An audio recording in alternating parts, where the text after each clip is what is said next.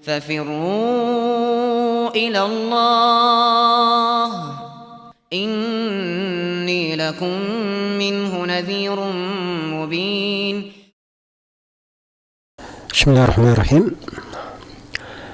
الحمد لله رب العالمين، والصلاة والسلام على المبعوث رحمة للعالمين نبينا محمد وعلى آله وصحبه ومن تبعهم بإحسان إلى يوم الدين. أما بعد. Kaum muslimin dan muslimat, para pendengar dimanapun Anda berada dan seluruh yang menyaksikan acara ini, Assalamualaikum warahmatullahi wabarakatuh.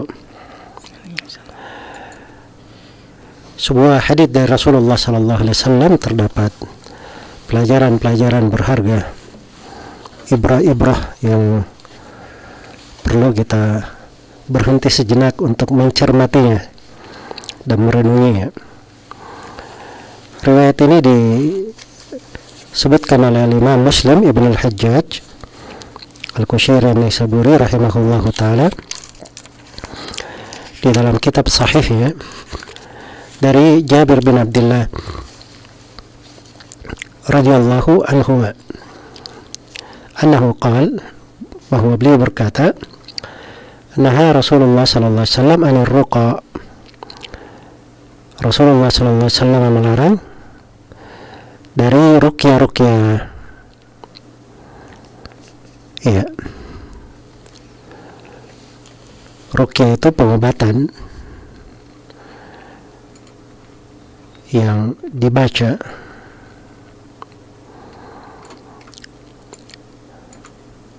atau dilakukan. Jadi Nabi sallallahu alaihi wasallam melarang dari ruqyah. Maka pada saat larangan itu keluar dari Nabi sallallahu alaihi wasallam, Jabir berkata, faja'a alu Amr bin Hazm ila Rasulullah sallallahu alaihi wasallam. Maka datanglah keluarga Amr bin Hazm kepada Rasulullah sallallahu alaihi wasallam. Ya, karena keluarga Amr bin Hazm ini mereka melakukan pengobatan ruqyah. Karena itu mereka datang kepada Nabi sallallahu alaihi wasallam untuk menanyakan hal itu. Faqalu ya Rasulullah, maka mereka berkata, wahai Rasulullah, innahu kanat indana ruqyatun turqa biha min al-aqrab. Dia berkata, ya Rasulullah, sungguhnya kami punya ruqyah yang dipakai untuk mengobati orang yang tersengat kalajengking. Kalau ada yang tersengat kalajengking, mereka meruqyahnya, membaca-bacainya.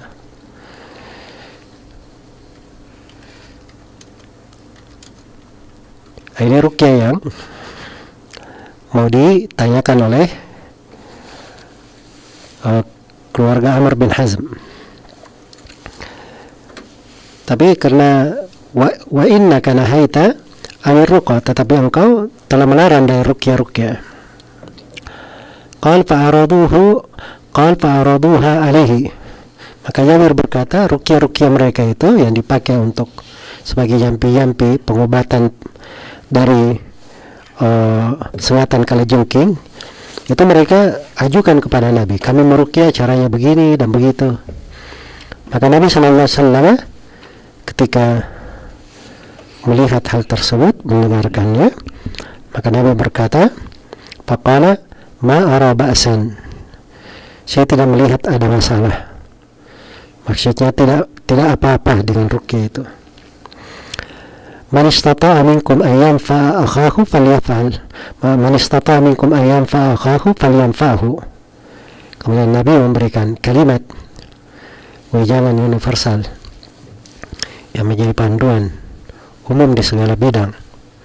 Nabi sallallahu alaihi wasallam bersabda, man istata'a minkum, siapa di antara kalian yang mampu ayanfa'a akhahu, mampu memberi manfaat kepada saudaranya, hendaknya diberi manfaat dengannya. Iya.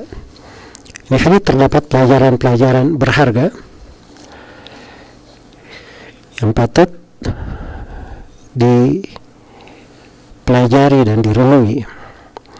Yang pertama, bahwa pengobatan itu adalah hal yang berjalan di tengah manusia. Dan Islam itu tidak melarang dari pengobatan. Cuman bacaan-bacaan jampi-jampi yang dibacakan untuk pengobatan, itu ada batasannya. Karena itu ketika Nabi Sallallahu Alaihi Wasallam melarangnya, maka datang keluarga Amr bin Hazm menanyakan hal tersebut. Karena mereka punya dari jenis ruqyah mereka pakai untuk mengobati sengatan kalajengking. Iya. Maka ketika diperiksa oleh Nabi Sallallahu Alaihi Wasallam, beliau berkata tidak ada masalah, tidak dipermasalahkan. Baik, jadi pengobatan ruqyah itu adalah hal yang ada semenjak dahulu, dan syariat itu datang membenarkan apa yang benar darinya dan melarang apa yang terdapat pelanggaran syariat padanya, dan melarang apa yang terdapat pelanggaran syariat padanya. Iya. Kemudian di dalam hadits ini juga menunjukkan bahwa ruqyah itu ada syarat-syaratnya dan ketentuannya. Ya, karena itu ketika Nabi melarang, ternyata ruqyah keluarga Amr bin Hazm dibolehkan, berarti ada yang dibolehkan. Nah, Suyuti rahimahullah dan selainnya menyebutkan kesepakatan ulama bahwa ruqyah itu dibolehkan dengan 3 syarat. Ruqyah dibolehkan dengan 3 syarat. Syarat yang pertama, ruqyah dengan kalam Allah, dengan firman Allah, atau dengan nama-nama dan sifatnya. Iya, itu ruqyah. Jadi disebut dengan kalam Allah, dengan nama-nama dan sifatnya. Orang sakit kita bacakan surah Al-Fatihah, kita bacakan ayat kursi, 3 qul, itu ruqyah namanya, dibolehkan. Atau dengan nama Allah dan sifat-sifatnya, seperti Nabi memberi perlindungan kepada 2 anak itu, wa'idukuma bi kalimatillahi tammah min kulli syaitanin wa hammah wa min syarri kulli ainin lammah. Saya memohon perlindungan untuk kalian berdua kepada Allah dengan kalimat-kalimatnya yang sempurna dari kejelekan dan dari pandangan mata yang bisa membahayakan. Iya. Atau dengan menyebut nama-nama Allah Subhanahu wa ta'ala, ya, dengan sifat-sifatnya. Dan itu ada di dalam pengajaran Nabi Sallallahu Alaihi Wasallam ketika meruqyah. Baik, kemudian syarat yang kedua dari ruqyah itu hendaknya dengan lisan bahasa Arab. Boleh dengan selain bahasa Arab, tetapi hal yang dipahami maknanya, hal yang dimaklumi maknanya. Kalau dia baca komat kamit yang ngalor-ngidur maknanya tidak diketahui, ini tidak diperbolehkan. Tapi kalau maknanya bagus, dimaklumi, ya, maka itu tidak ada masalah. Kemudian syarat yang ketiga, hendaknya diyakini bahwa ruqyah itu tidak memberi manfaat dengan zatnya, tetapi yang menyembuhkan hakikatnya hanyalah Allah Subhanahu wa ta'ala. Ya, jadi itu ketentuan yang disepakati tentang ruqyah. Kemudian dari kandungan dan pelajaran dari hadits yang mulia ini terdapat bahwa ruqyah itu oleh Nabi Sallallahu Alaihi Wasallam itu harus dicocokkan dengan timbangan syariat. Karena itu di hadits yang lain Rasulullah Sallallahu Alaihi Wasallam bersabda, masih di Sahih Muslim juga, "A'ridu alayya ruqakum la ba'sa birruqa ma lam yakun fiha syirk." Tampakkan, tunjukkan kepadaku ruqyah kalian. Tidak ada masalah dengan ruqyah yang tidak ada kesyirikan di dalamnya. Ya, yang penting tidak ada kesyirikan di dalamnya, maka enggak ada masalah. Ya, karena itu berkembang di pembahasan ruqyah.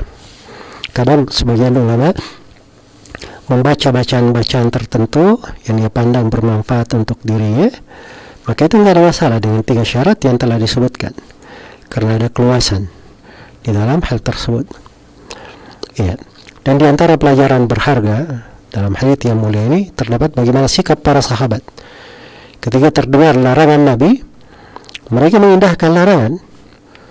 Karena itu begitu ada masalah, dia tanya kepada Nabi sallallahu alaihi wasallam, "Ya Rasulullah, kami punya ruqyah begini."